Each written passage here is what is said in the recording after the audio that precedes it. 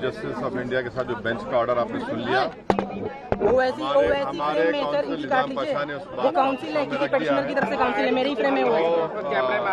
आइंदा फिर जब पेशी होगी हम लोग कोशिश करेंगे, तो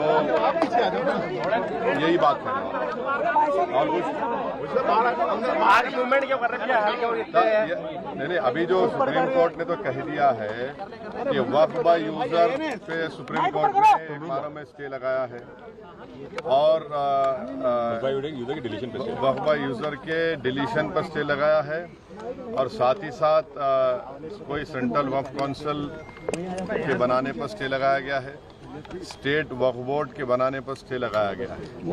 पूरे सर आज के फैसले से आप मुतमईन हैं सर, क्योंकि कल सुप्रीम कोर्ट 3 डायरेक्शन देने वाला था, लेकिन आप सेटिस्फाई है सुप्रीम कोर्ट आज का जो फैसला है उससे आप सेटिस्फाई हैं सर? कितना आश्वस्त? देखिए, मैं joint working committee of parliament का मेंबर था।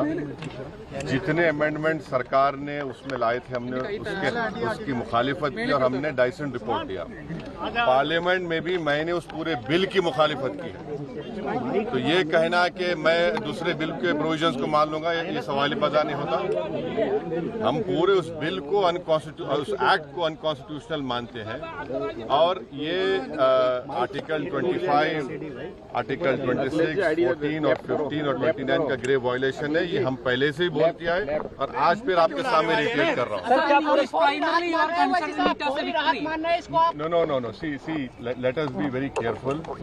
The Honorable Supreme Court, as rightly pointed out by my counsel, Mr. Nizam Pasha, the Supreme Court has said that the Central Waqf Council and the State Waqf Boards will not be constituted.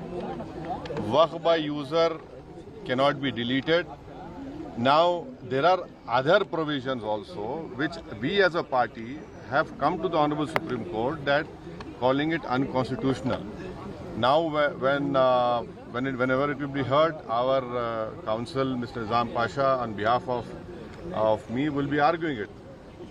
As you know very well, that during the deliberations of the Joint Working Committee, I have given a Dyson report opposing all the amendments that were proposed by the government.